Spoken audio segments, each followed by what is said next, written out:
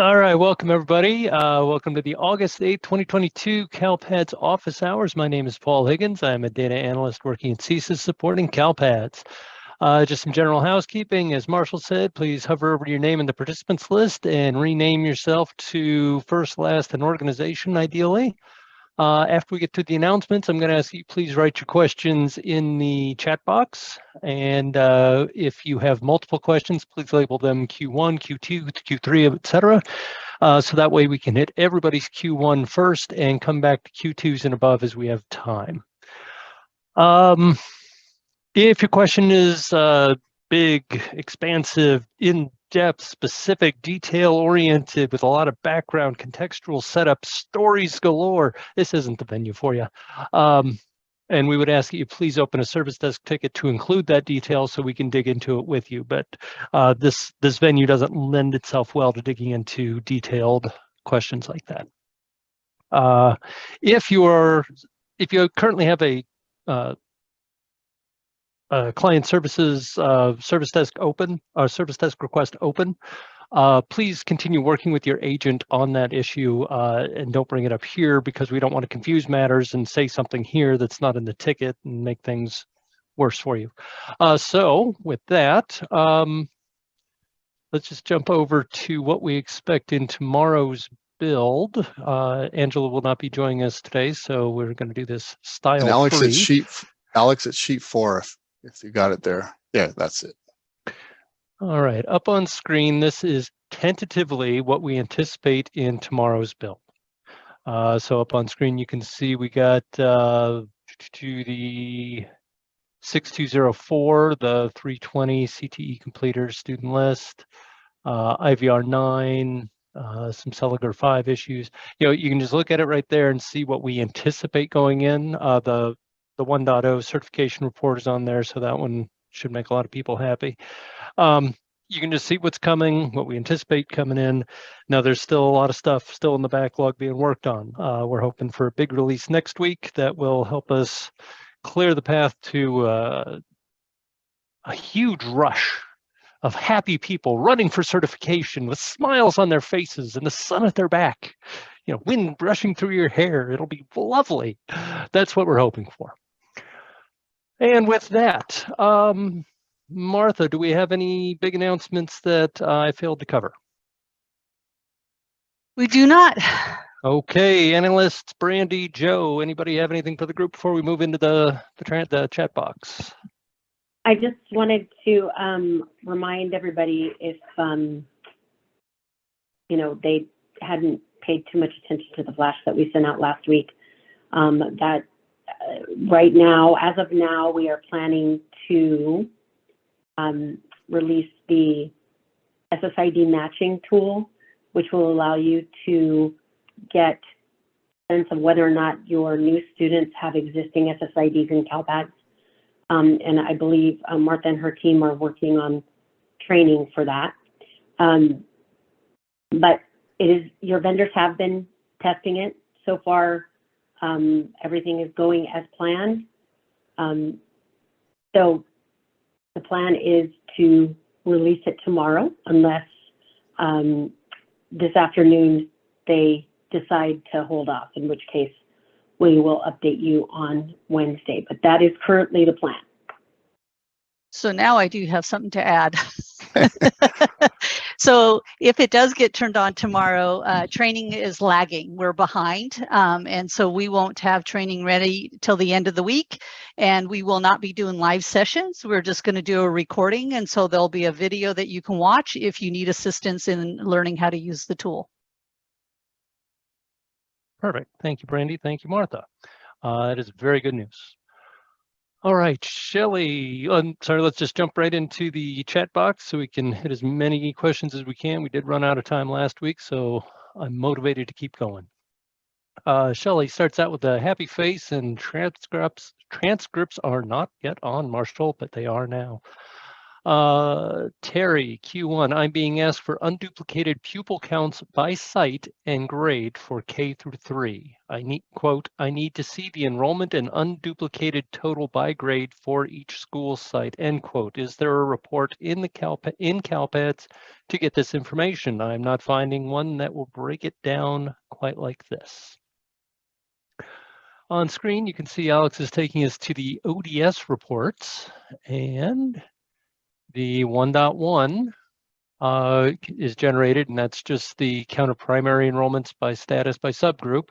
And it allows you to, as pulls up here, wait for it.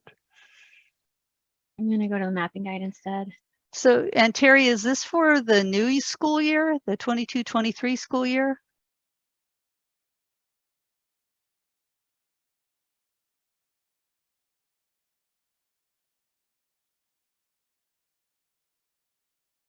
Just waiting for a response from, there it is.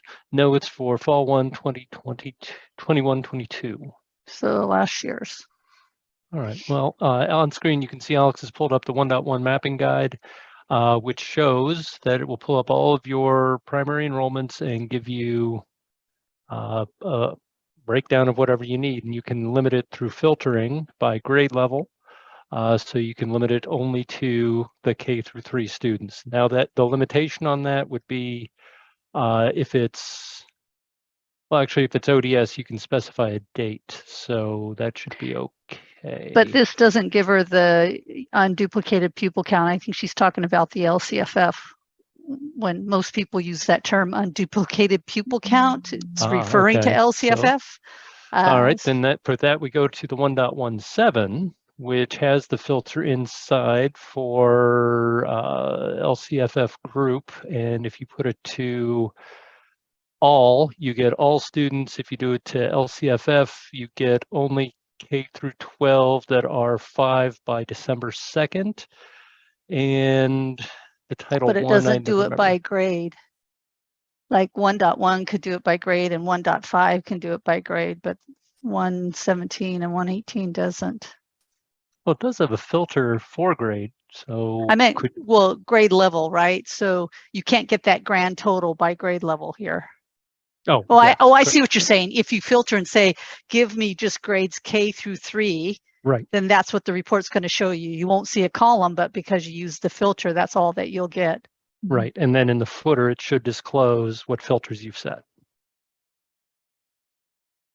So try the 1.17, Terry, and with the various filtering to achieve what you want. See if we can't get there from here. Vonda feels that I'm a dungeon master in my spare time. It's been a while, but you know, I have to admit that I have drug my toes through the Dungeons and Dragons pool. Wahoo, Brandy, that's good news. Excellent from Sean. Suzanne at 308. Have you heard if we are going to be granted an extension on the EOI deadline, or is it still August 26th with no amendment window? Brandy?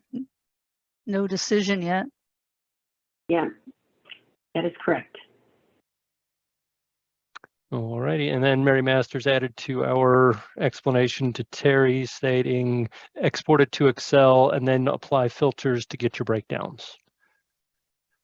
Colleen, Q1, are STEM courses covered by local assessment or local assignment option section 44865? I know SPED and CTE are not sure about STEM. If they're taught in an alternative setting, they are. So 44865 applies to teachers that are teaching in alternative settings. So if it's part of an independent study program, continuation, juvenile court school, district community schools, as you can see in the definition. So all teachers that are teaching in alternative settings do qualify for flexibility under 44865. And Colleen clarified that yes, it is independent study. So the answer is yes. And Eugene, oh, sorry, go ahead.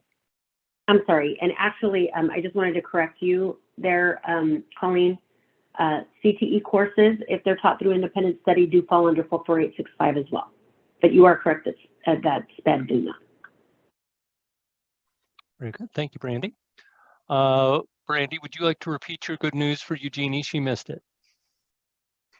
The plan is for tomorrow, our SSID matching tool to be released. So it's going to go into tomorrow's release, all fingers crossed. This will allow you to actually submit a student enrollment file through a match process and receive back a CSV file for any potential students that have existing SSIDs that match those demographic criteria. So this is hopefully significantly going to reduce the number of multiple identifiers that you guys are creating for the 22-23 academic year. Perfect. Thank you, Brandy. Angela at 311, what is the typical turnaround time for the Q&As to be posted to the CSIS YouTube page? I missed the beginning of the announcements. Thank you. Marshall is usually pretty good about getting these out in the same week that they occurred. And as you can see, Yeah, we we're have caught up. everything from 7:18 to 8:03 up in the menu right now, or up in our playlist right now in the training channel. However, there was a slight delay last week because we had some people out, and so we're stuck doing. but I tickets. also think the SSID matching tool is our priority, and Marshall's on that Yeah, job. So this may take a back seat because we want to be sure we get you guys that video for the SSID matching tool. Perfect. So there you go, Angela, for that. Colleen, thank you, Brandy. Wow, I didn't know about the CTE. Again, thank you.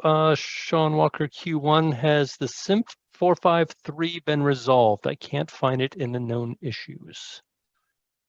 6238.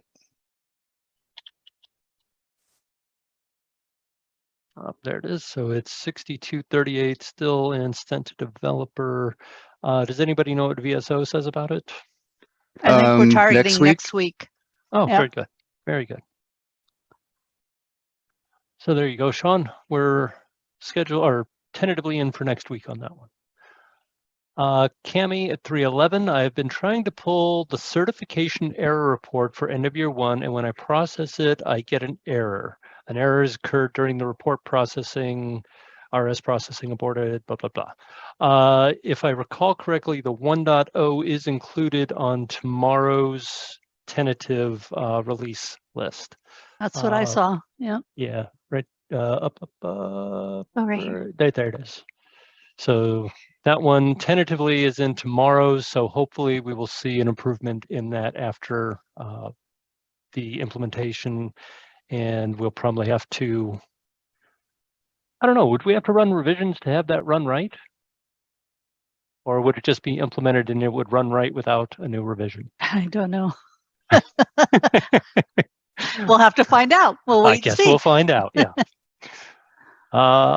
Maria 311, I have a CERT 97 error coming up. I have been advised that this was corrected, but we do not know when CAR's Calpads sync. Also, getting nervous about pending errors with many due to Calpads known issues. Is there any update on when these issues will be resolved?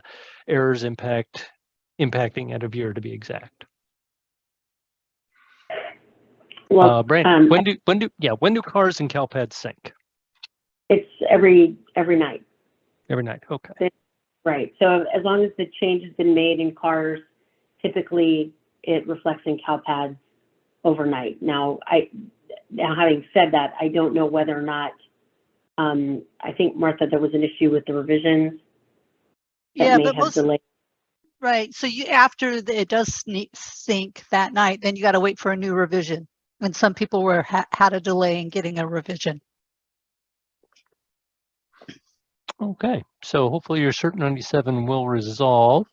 Otherwise, you may want to put in a service desk ticket and contact your CARS folks just to make sure of what was certified, so that way you can verify whether the CERT 97 is valid or not. Ren, why are we getting snapshots late? I had a snapshot yesterday with an 8/7 timestamp. This morning turned into 8/6/2022. Today I got another one showing 8/7 again. Why is this back and forth with dates? You know, Ren, that's a tough one to answer just off the cuff. But I do know that they're trying to get the CDD dates in sync with the revision date. But other than that, it shouldn't be flip-flopping. So I don't know. Maybe you're the lucky one. But if it keeps happening, send us in a ticket so that we can take a look at it.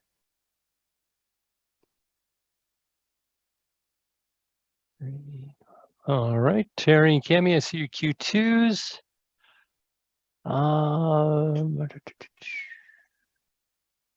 Ren, I see your Q2. 3. And Maria, I see your Q2, 315. All right, Mary Masters, Q1, 315. There's talk about cars syncing nightly. What is cars? I don't. Application reporting system. There we go. And up on screen, Alex has pulled it up. So it's the Consolidated Application Reporting System, which has a full web description available for it. And your LEA will certify data every year, kind of confirming your LEA's identity information, what grades levels you offer, what schools are active, et cetera. And whether you are a Title I school-wide or targeted assistance or not at all. And it's that Title I section that's generating the Cert 97 for people. If they are set as a targeted assistance, but they've put in no program records, they get the error. If they're identified as school-wide, everybody gets counted regardless. So it's having your car's identity set up correctly and certified, which is what we've been talking about. Let's see. And Alex Young is telling us these are cars. Little emoji cars below it. That was very cute. Cars, 1980s new wave band. Very good one. Do you know when Cert 154, Sprig 70, SPED 432, and CRSC 0123 will be fixed?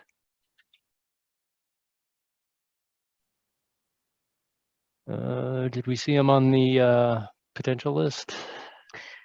The 70 is not tomorrow. CRSC 123, I think, is next week. And SPED 432, I don't think it's tomorrow. So maybe it got pushed out the following week. All right. Sorry, not much going on tomorrow that's going to help you out on those. We're pushing for next week for most of those.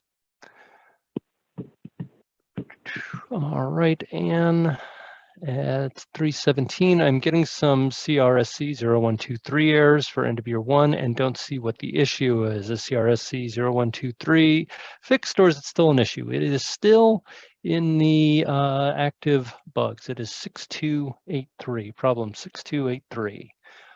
So yeah, if you want to be linked to that bug, just open up a services ticket and ask for it. Mary, she didn't know that the cars report actually synced with Calpads, so learned something new.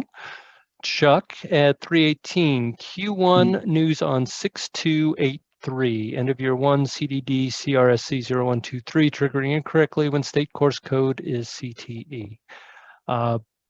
Yeah, so that one's still active. Well, it's out there. But it was new. I mean, we fixed it, but then something else came up, so it came back again. Yeah. But sighing like Angela would just makes me sad. But it's not going to be fixed tomorrow, Naomi. No, it is not. Sorry. That was actually for Chuck. And Naomi, never mind. Both of you. I was reading ahead, Paul. I cheated. Barbara, 319, still awaiting SPED 4032. The only error she has still left. So congratulations on that. That's excellent news right there.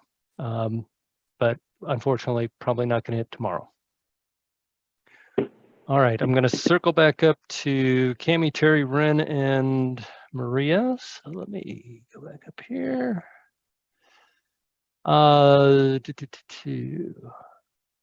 Cami is asking, is this a known issue? Is there another way to pull this report? And you were referring to the 1.0, which is a known issue, which should be in tomorrow's build. So hopefully tomorrow you'll be able to pull that. Terry, Q2 at 312, SPED question. For a 2-year-old that gets parental consent in the summer and will be 3 in the fall, will I add an enrollment date of our first day of school instead of a summer enrollment? We have never done summer enrollments before. Will they be enrolled in an infant until they turn 3 with a 50 enrollment status and then update to a primary enrollment and a grade level of PS once they qualify? I've reviewed Flash 161 and our SPED Padlet, but neither really cover this particular scenario as far as I can tell. Joe, you want to dive in? Yeah, certainly, Paul. Thank you for that question. And anyway, so it seems to me that this 2-year-old is transitioning to be obviously on a Part C to B, or a kid turning to 3 years old, which is being evaluated for. The initial evaluation is a Part B initial evaluation. That's what I'm saying. So essentially, if you are evaluating the kid for an initial Part B, then you could actually send that. As a initial evaluation for Part B, you don't have to submit an enrollment status infant for that, because obviously you're evaluating the kid when the kid turns 3 years old. You could submit the initial evaluation either as far as Calpads Flash 207 is your basis for this, since the kid would be 3 years old at the next academic year or this coming academic year.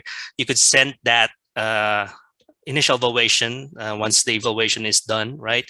Either whether they accept it as an IEP, which is 100, or if the evaluation was not a 100, then it would be a 900, which is a not eligible, right? So you could submit that based on the screen here. That's Calpads Flash 207. You could elect to submit that on the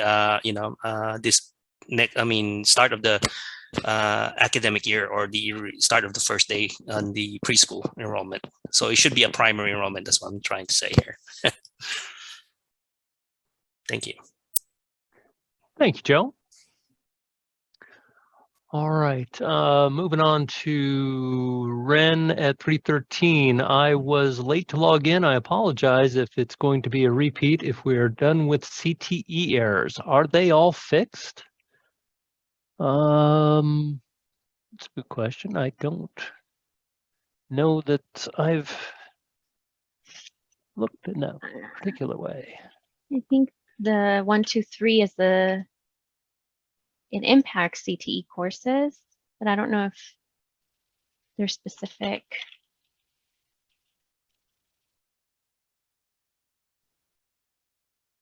All right, so it looks like we still have ODS extracts and a GER5 issue for SCTE. Couple peripheral that affect CTE. So no, we're not completely done with CTE errors. They're still mixed in there. So yeah, no. All right, Maria, 315, not sure if you can answer on the new SSID matching. Gender is listed. Are we accounting for students who have identified as non-binary when they previously were identifying as male or female? The update took place in July. I'm sorry. Yeah, update took place July 29th to cars. Okay, never mind, different topic. So back to our original question. Randy, do you know if the matching tool takes into account non-binary versus a binary decision? Well, what I do know is that right now the matching algorithm is essentially looking for exact matches on legal name, and it also compares to alias names if you populated alias names. If the gender is not the same, I don't know if Martha, in any of your staff testing, if you've seen if gender is not the same, if it'll return a percentage match.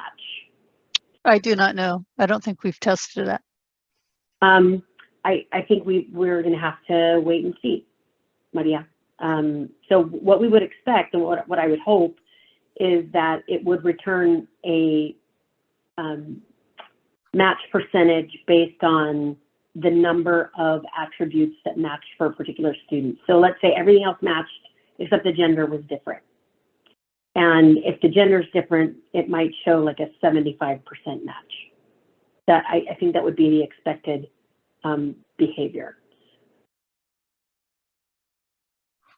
But right. I do probabilistic matching, where it's, the names vary slightly or you have transposed dates. It's not using any probabilistic matching. So. All right, thank you, Brandy. 321 HK asks, how many school districts have been able to certify? All of my end of years have known fatal errors, and I'm sure I'm not the only one. We're very low numbers at this point, less than 100 on end of year 1 and single digits in end of year 4, just over 100 in end of year 2. It's minuscule numbers at this point. So you're not alone in having a lot of known issues in your error boxes right now. So yeah, we're working on that.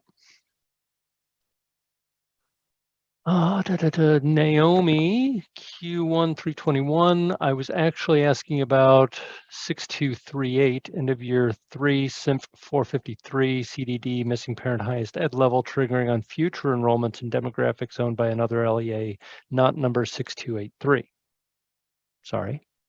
That's scheduled in the build for next week, but it's still active, so it hasn't been resolved yet. So maybe next week. We're hoping. All right, 324, Claudia asks, problem number 6237 fixed, Sync 497. I do have 2 sets of students under the same incident ID local. Do I need to separate them?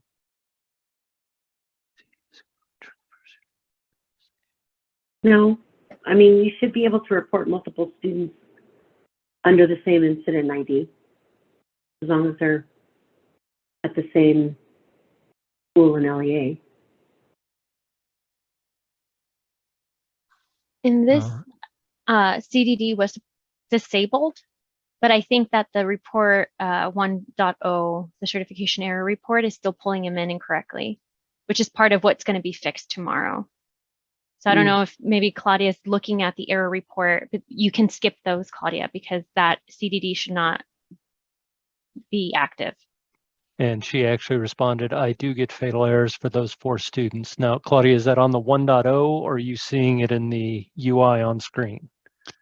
And if it's on the screen, when was the last revision? And hopefully it's not in review and you are looking at the latest and greatest. See, when you guys put your LEA name in, we can do some advanced searching. This way, got to ask you more questions. All right, Claudia, get back to us. I'm going to move on to Marcy, also known issue 6238. Have several of these for current students that belong to us, but parent ed level is there for them, so triggering incorrectly. The description doesn't seem to fit this, although should I put in a ticket or is it a known issue triggering in situations other than those listed? A lot of the ones I've seen are just date issues, that it's not spanning the correct amount of time and you're not 100% covered for the year. So you might want to put it in a ticket just to be sure that your scenario is covered. All right. Serena, 3:30. Will there be a fix for CRSC 0123 in tomorrow's build? I think we said next week, right? Yeah. Possibly. Yeah, Which one was it? CRSC 0123. Yeah, we're And I going to can't- shoot for next week. Okay, it was next week, not this week. All right, Charlene, we're shooting for next week. I'm sorry, Serena, next week. Charlene, I was requesting SSIDs through a batch file. Someone came over to talk to me. After the conversation, I returned to submitting the batch file again. I'd like to confirm that by submitting the SSID file repeatedly. I am not creating MIDs, correct? You were talking. You got the file.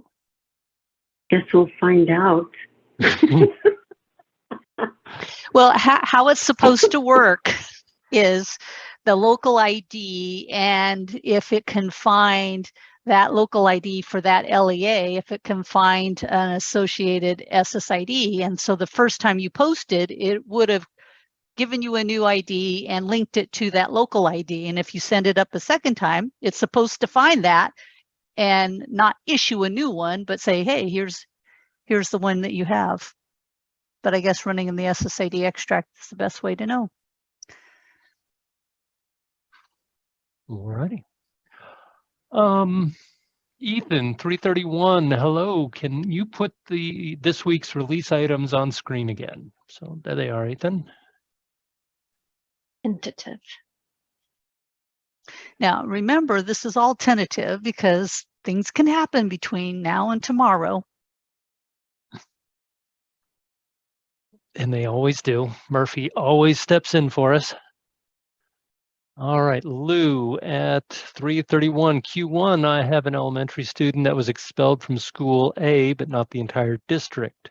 He was enrolled to another school within the same district. Would I still use exit code T165? You get expelled from a school and not the district. Isn't expulsion from the LEA, Brandy? No, Oh. it's by school. Yeah. You could use T165 within the district. You're good to go, Lou. All right, Claudia, revision was from 8.7, which is good, and these 4 errors were on the end of year 3 report, but not in the UI. All right. Yeah, Charlene, we're a little worried about it ourselves. Shanna, 333. I still haven't received guidance from CDS admin about adding UTK to our preschool campus. I'm their list to contact when they have guidance. School starts this Wednesday. I can't obtain SSIDs for these students, and some need to be LPAC tested. Not sure how to navigate. I'm not sure Shayna's on. She's not. She's out for a few days this week. Well, it's from Shayna Foster at Simi Valley. Yeah, but I was talking about Shayna and Yuri. Because CDE. Yeah, I just wanted to make sure that we knew we weren't saying that Shayna was asking the question. That's all. Yeah. Right. They are trying to come out with guidance, and I don't believe it's been finalized yet. So at this point, Shayna, if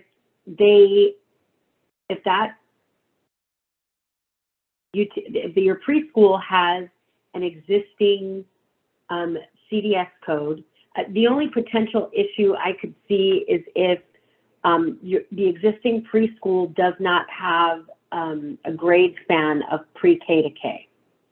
That's the only issue that I can see in CDS, because they're not expecting kindergarten students. The other thing is when you change a preschool and you add kindergartners, that actually changes the type of school that it ends up being. Generally, it gets plopped into a elementary school bucket. And so They it may do have, attendance, huh? yeah, it may have implications. So ideally, I don't know if you want to do this, but you could enroll these students at the district level for the time being until that guidance is finalized. So rather than enrolling them in a specific school, enrolling them in the district until we can get some guidance on where you should actually put them, because it may have implications for your preschool. So Brandy, don't we have a validation that if the grade span is just preschool and they try to add a KN grade enrollment to that school, wouldn't we reject it because of the grade span? Or is that just a warning? Just a warning. Yeah, it used to be a fatal, but it didn't work for so many, reasons when it falls outside of Okay. like the students' disabilities and yeah, right there. It's a warning, SCNR 269. All right, Claudia came back in with UI. So yes, I'm asking if the errors were showing up on both the UI, the user interface, the screen, as well as the 1.0 report. So it should be completely deactivated, so you shouldn't see it in the user interface. And it should be deactivated, so you shouldn't see it on the 1.0, but we know that the 1.0 was still pulling it in as of yesterday. So I'm just curious as to whether or not you still see the errors in the user interface, because the errors should be completely disengaged at the moment. And that's when you click on that submission and then you go look at your certification summary errors. And then that's, if you see it there, that's what we're talking about when we talk about the UI. It's the certification status page under there. Yep. All right. And we have staggered our way all the way to the bottom of the list at 338, and that's all Q1s and Q2s and above accounted for. So what do we want to talk about?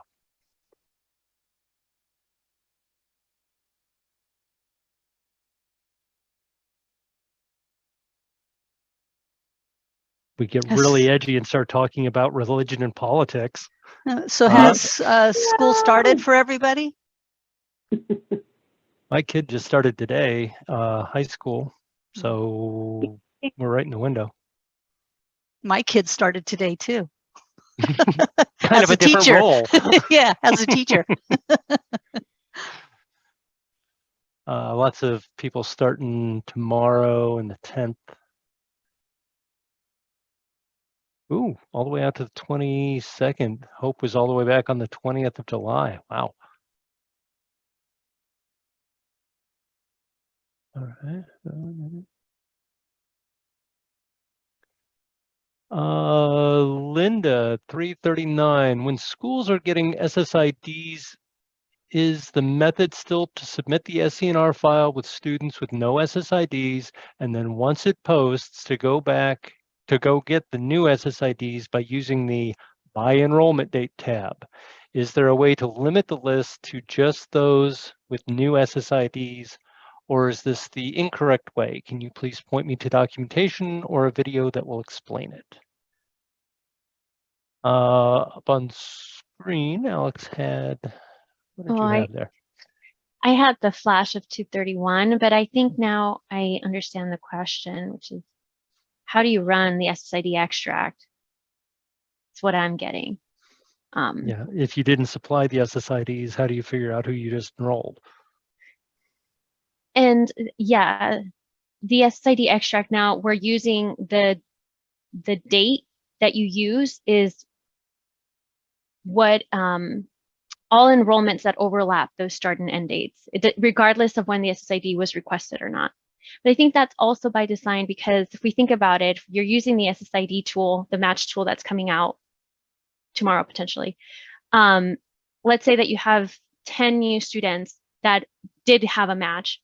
And so you're entering those SSIDs in your SIS, right? And so you want to make sure that you're using the start and end date for your school year, because those SSIDs were not created today or whenever you did the SSID match tool, right? Those SSIDs were created maybe years ago. And so by using the start and end date that overlap the enrollments, you're going to make sure that you're including all your students, regardless of when their SSID was generated. And then you're making sure that you're getting all the goodies that are in the SSID extract, like the student with disabilities indicator, the latest CSIS status with the date and the US start date and all that good stuff. I think maybe we're mixing two things together. With the SSID matching tool, we don't expect you to ever send us a blank SCNR with blank SSIDs if you're going to be using the SSID matching tool, that you're going to get the SSIDs ahead of time. You don't have to use the SSID extract. For those of you that continue to send up a blank SSID in the SCNR file, that's when we issue a brand new SSID and you don't know what it is. And so then you have to go use the SSID extract to find it. Is that making sense? Everybody get that? The SSID tool, you've already chosen which SSIDs you want, and you know that because you have the file that you made the selection in. Right. So just to clarify, I know what you were trying to say, but I just wanted to make sure people understand that when you're submitting an SCNR through the SSID matching tool and you're submitting it up just to see if you have potential matches, they all have to be blank. Just to clarify that. Yes. So one place you're sending up an SCNR with blank SSIDs to go into the SSID matching tool. That's one avenue. If you take that same file and you send it up as a file and upload it, it's going to generate brand new SSIDs for you. So you got to keep the files the same, but you send it to two different places to get two different results. So you got to be clear on what you're trying to accomplish. Ideally, what you want to do is you want to run that file through the SSID matching tool first, see if there are potential matches, make those selections, put those selections in your SIS, and then only send the SCNR with blank SSIDs through the file submission process if you've already done the matching tool. Yes. So Linda, if we haven't totally confused you, if we have, please send in a ticket, because I'm sorry. But it could get confusing on what this tool does versus what, posting an SCNR file does. Cami at 339 is saying that they started on the 4th, but they're also asking if we have a preview of the matching tool. Do we have a mock-up of any kind to show them? Nope. I mean, nope. Just what's in the flash, right? Yeah, we could just show them where it is in staging. We can't support it.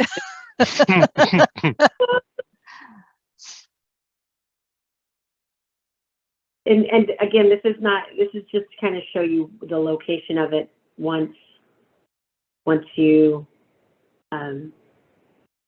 it actually goes live into production. So it's the online maintenance student data tab. And then if you click student data, where you would normally get the SSID search screen, there's a new tab added there that's the SSID match tool that allows you to upload an SCNR with blank SSIDs. Alrighty then. Sean is saying, Martha, your kid's going to be calling you to pick them up early. And my response is, can't you walk home? Take Uber. Oh, better yet, take Uber. Nancy at 342, forgive me if you already answered this. If the LEA assigned a new SSID in Calpads, how soon can they expect to see the student appear on the SSID extract? I had a district report to me that after 30 minutes, those students were not showing up on the SSID extract. My understanding that it was fairly instantaneous. Yeah, it's not Yeah, an that's fair. overnight thing. It should be instantaneous.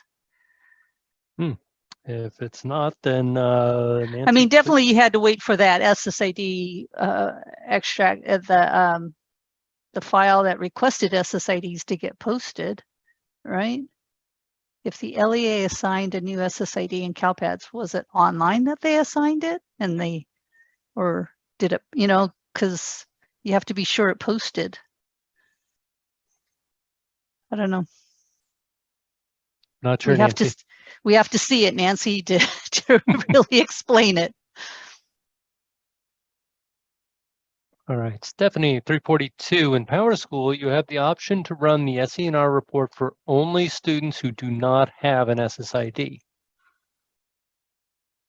That's good to know, Stephanie. Thank you. It is. Linda responded, yes, this is for new kinders so that they can be tested.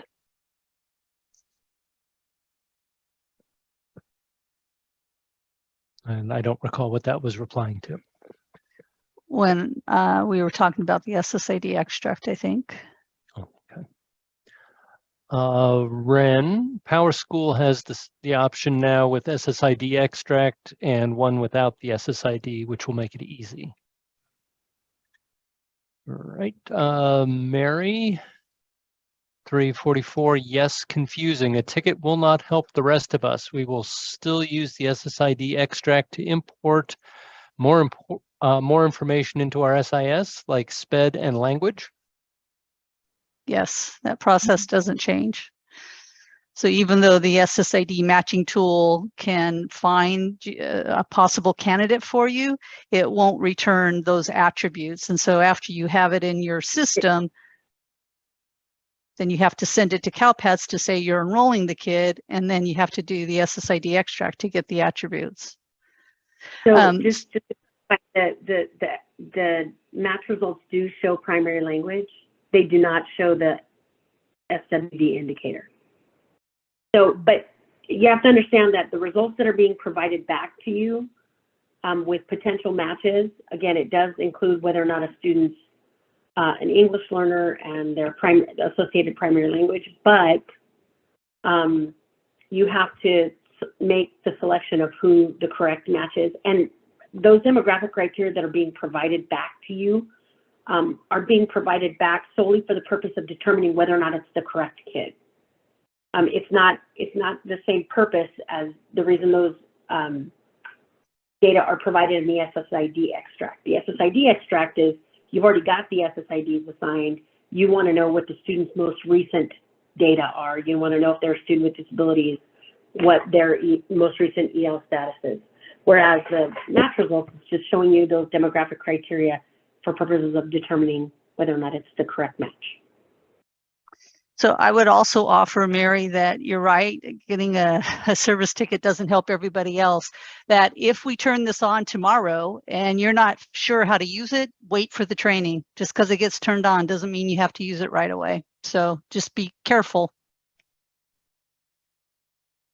Vonda makes a comment at 346 that she has not been able to retrieve the SSID extract until the following day. That's not good. Nancy, thanks team. She said the new SSID is posted. I told her to put in a help desk ticket in case this is a new issue. Mary Masters, question unknown. Did anyone else hear that Aries SENR extract for general enrollment will no longer include blank SSIDs?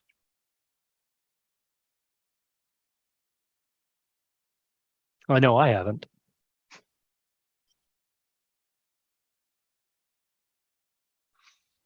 All right, Mary, nobody seems to be jumping in to say yes or no.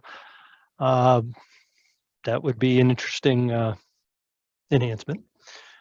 Ethan, UI suggestion, maybe some sort of confirmation if an SCNR with blank SSIDs is uploaded to the normal place instead of for SSID matching tool, a confirmation message, you are about to generate X new SSIDs. Proceed. I'm imagining accidentally submitting that SCNR to the wrong place. I like that, Ethan. But when Yeah. this launches tomorrow, that won't be there. Excellent point, Martha. Charlene, is it a good practice to run the SSID matching tool after we have the SSIDs requested, but before we import the SSID extract into our SIS? No, you should run it before you send up your SCNR through the file submission process, right? So you have a bunch of kids that are brand new to your district. You send up an SCNR through the SSID matching tool. That matching tool is going to give you a list of potential candidates. You make those selections. Somebody has to manually look at that CSV file and say, yeah, this is the right kid. That SSID then has to be put into your student information system. Okay. Once you've identified all the kids with existing SSIDs, those have been put into your student information system, then you can generate a student enrollment file, an SCNR file, to submit through the file submission process. Once you've done that, you're not only going to submit enrollments for kids with existing SSIDs, but you're also going to generate new SSIDs for any kid that did not result in a match. Then after that, you would download the SSID extract, which is going to give you the baseline set of information about those kids. So I would add that what the SSID matching tool is trying to accomplish is to avoid creating a MID for you.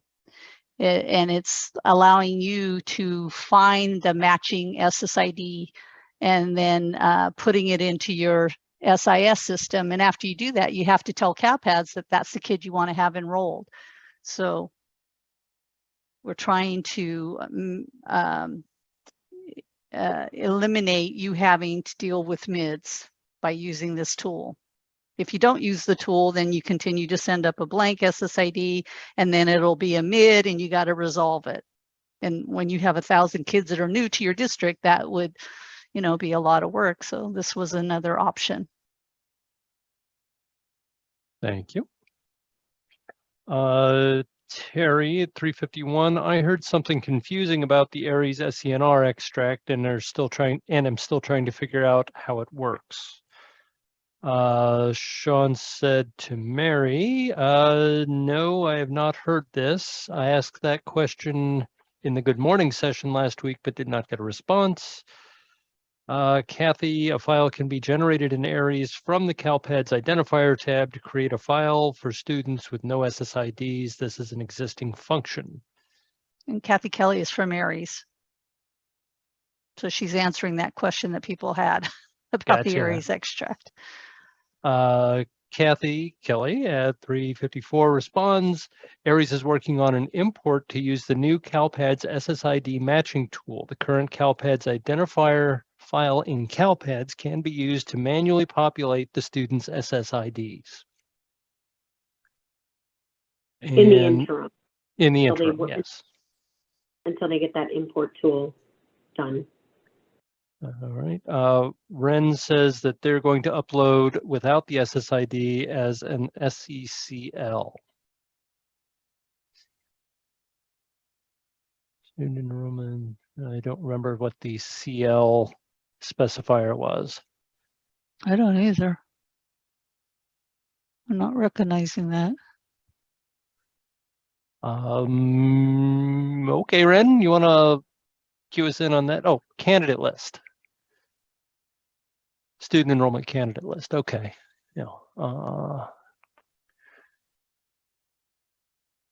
Is that the name that we're calling it? No, it's not the list. Maybe that was the file type that was used prior for the submitting up the candidate list. But no, it's you're not going to upload, Ren, you're not going to upload this SCNR file. It is actually just an SCNR file. It's not a different file type. But you're not even going to upload it through, you know, the normal place where you would typically upload your submissions, right? You go to, you know, there, Alex was showing you the upload view submissions. You're going to go to a completely different place, which is online maintenance student data. So it does not go through the file submission process. You don't have to make the selection of record type, right? It's expecting an SCNR file.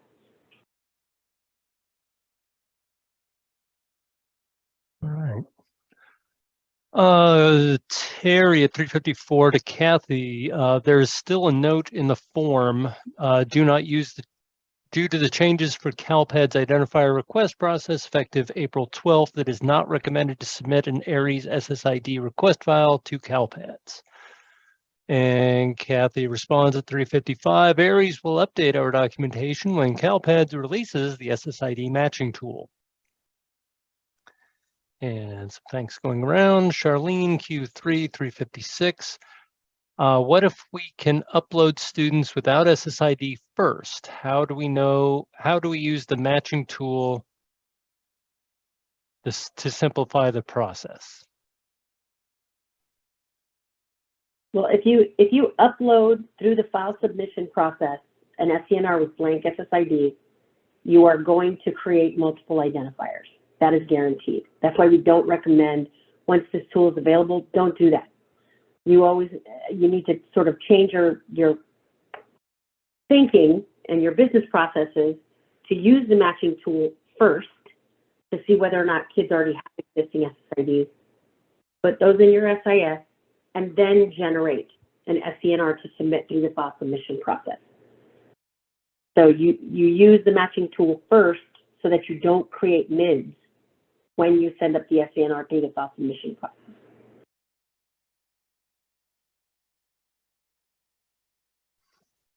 All right. And again, we have reached the bottom of the page with approximately 1 minute to go. Oh, wait a minute. Nancy came in with a Q2 here. After making matches, is it recommended to upload the file with blank SSIDs from resulting no match results to obtain SSIDs for brand new students separately from the SCNR with populated SSIDs? Or after importing the results into your SIS, can you upload for all students together?